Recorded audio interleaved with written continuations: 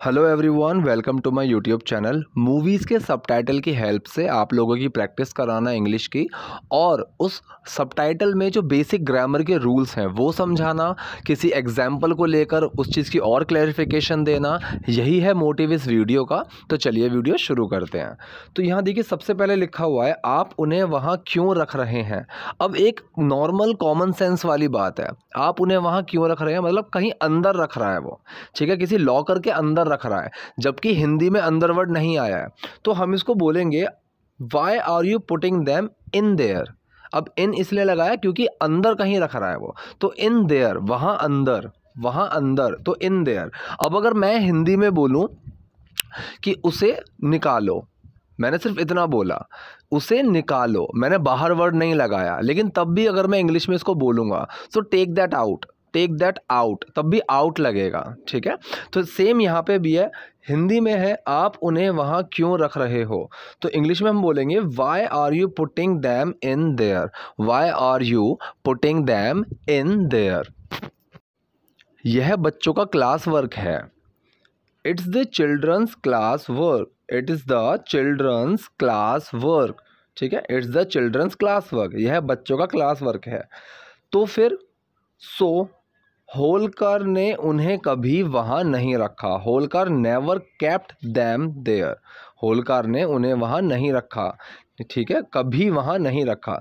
So Holkar never kept them there. अब कभी नहीं के लिए हम नेवर लगाते हैं, सिर्फ नहीं होता तो नो ही आता, ठीक है, कि डिड नॉट कीप देयर, ठीक है, डिड नॉट कीप देयर आता, लेकिन यहाँ पे कभी नहीं की आ रही है तो नेवर आएगा, नेवर केप्ट, कीप की ही फॉर्म है केप्ट।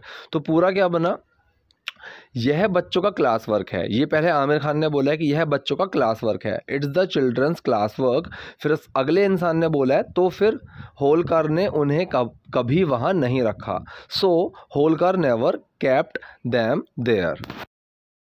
अब इस सेंटेंस में आप बहुत ध्यान से समझिए, यहाँ लिखा हुआ है वह केवल किताबों के लिए है, इसकी इंग्लिश हमने क्या बनाई है, that is meant only for books. अब ये मेंट क्या है, ये मीन की ही फॉर्म है कि मतलब इसका मकसद क्या है, ठीक है, ये किस मकसद से है।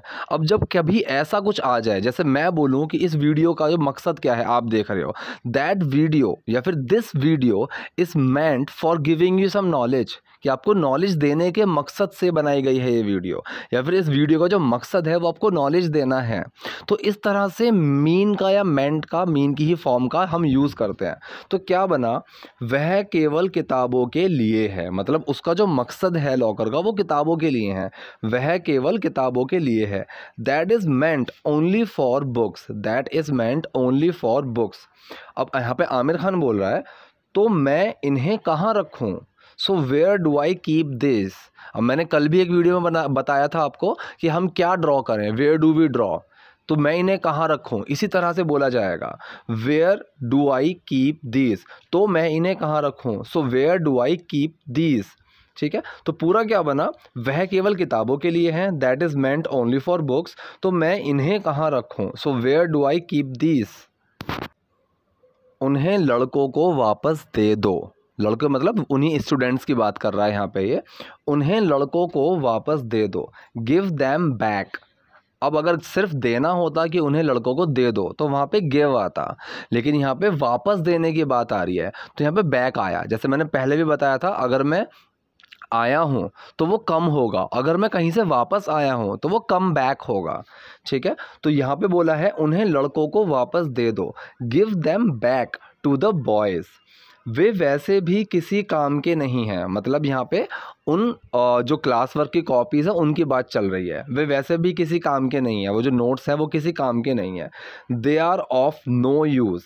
अब एनीवे का मतलब वैसे भी, तो यहाँ जो वैसे भी है इसके लिए एनीवे लगाया है कि वैसे भी किसी काम के नहीं हैं, they are of no use anyway, वे वैसे भी किसी काम के नहीं हैं, they are of no use.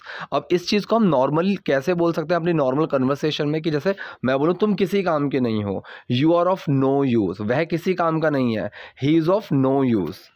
तो यहाँ पे क्या बना, उन्हें लड़कों को वापस दे दो, वे वैसे भी किसी काम के नहीं हैं। Give them back to the boys, they are of no use any way. Give them back to the boys, they are of no use any way. यह सब बहुत अच्छा है लेकिन ध्यान से चलना, हेडमास्टर अनुशासन चाहते हैं। ठीक है, तो इसको हम कैसे बोलेंगे? दैट्स ऑल वेरी वेल, मतलब यह सब बहुत अच्छा है, दैट्स ऑल वेरी वेल, लेकिन ध्यान से चलना, बट गो ईजी। ठीक है, मतलब ध्यान से आगे बढ़ना, तो इसको हम कैसे बोलते हैं? But go easy. अब जैसे मैं कहीं भी बोलूं कि जैसे मुझे मान लीजिए मतलब मेरे दोस्त को गुस्सा आ रहा है किसी और इंसान पे, अब वो उससे बात करने के लिए जा रहा है, तो मुझे सिर्फ उसको बोलना है कि भाई ध्यान से बात करियो, आराम से बात करियो, तो वहाँ पे हम बोलते हैं गो ईजी। ठीक है, कि मतलब आराम से कोई चीज़ करना। तो यह सब बहुत अच्छा है लेकिन ध्यान से चलना, that's all very well but go easy. That's all मतलब that is all very well but go easy. Head master अनुशासन चाहते हैं, the head master wants discipline. अब ये नॉर्मल प्रेजेंट इंडेफिनिट सेंटेंस है, तो जो डज है वो वॉन्ट में छुप गया है और उसका वॉन्ट्स बन गया है। तो पूरा क्या बनेगा यहाँ पे? यह सब बहुत अच्छा है लेकिन ध्यान से चलना, हेडमास्टर अनुशासन चाहते हैं। That's all very well but go easy, the headmaster wants discipline. That's all very well but go easy, the headmaster wants discipline. मैंने सुना कि आप कल कक्षा में गा रहे थे। अब कहीं भी जब बोलेंगे कि मैंने सुना, सो आई हर्ड। ठीक है, हेयर की फॉर्म है ये हर्ड, कि मैंने सुना। तो मैंने सुना कि आप कल कक्षा में गा रहे थे। I heard that you were singing in class yesterday. I heard that you were singing in the class yesterday. और जाहिर है कि वह बांसुरी भी बजा रहे थे। ठीक है, अब जाहिर है मतलब एक क्लियरली वाली जब बात आती है तो हम वहाँ पे क्या यूज़ करते हैं? अपेरेंटली। मैंने अपनी एक वीडियो में भी ये चीज़ बताई हुई है कि हाउ टू यूज़ अपेरेंटली। तो अपेरेंटली का यूज़ होता है एक ज़ाहिर तौर पे कोई चीज़ बताने के लिए कि वो चीज़ तो ज़ाहिर है, वो चीज़ तो क्लियर है, दिख रही है, साफ साफ है। ठीक है, तो क्या बना? और जाहिर है वह बांसुरी भी बजा रहे थे। And apparently he was playing the flute also. अब कोई भी इंस्ट्रूमेंट जो होता है, गाना मतलब जिसको बजाते हैं, जैसे बांसुरी है, माउथ ऑर्गन है, कोई बाजा है, कुछ भी है, तो वहाँ पे प्ले वर्ड यूज़ होता है। ठीक है, कि हम प्ले कर रहे हैं उसको। तो क्या बना? और जाहिर है वह बांसुरी भी बजा रहे थे। And apparently he was playing the flute also. Flute मतलब बांसुरी। And apparently he was playing the flute also. हाँ, मैं गा रहा था और बांसुरी भी बजा रहा था। बच्चे खुश, मैं खुश। तो इसको तोड़ेंगे और फिर बनाएंगे। हाँ, मैं गा रहा था, येस आई वॉज सिंगिंग। ठीक है, नॉर्मल पास्ट कॉन्टिन्यूस सेंटेंस है। सो हाँ, मैं गा रहा था, येस आई वॉज सिंगिंग, और बांसुरी भी बजा रहा था। And playing the flute to.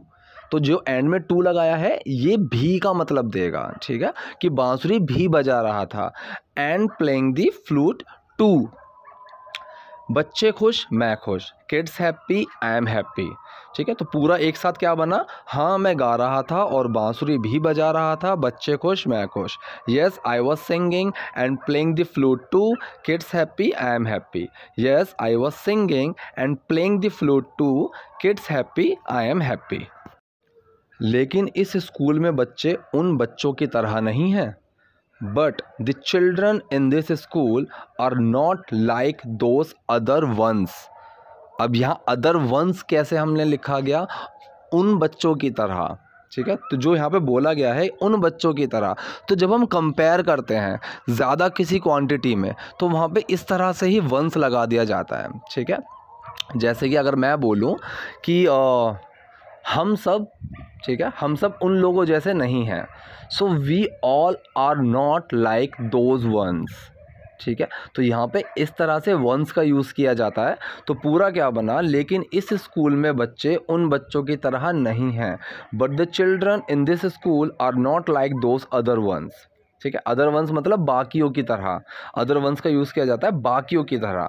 अब वो चाहे किसी से भी कंपेयर कर रहे हो हम। ठीक है, सो क्या बना, लेकिन इस स्कूल में बच्चे उन बच्चों की तरह नहीं है, but the children in this school are not like those other once.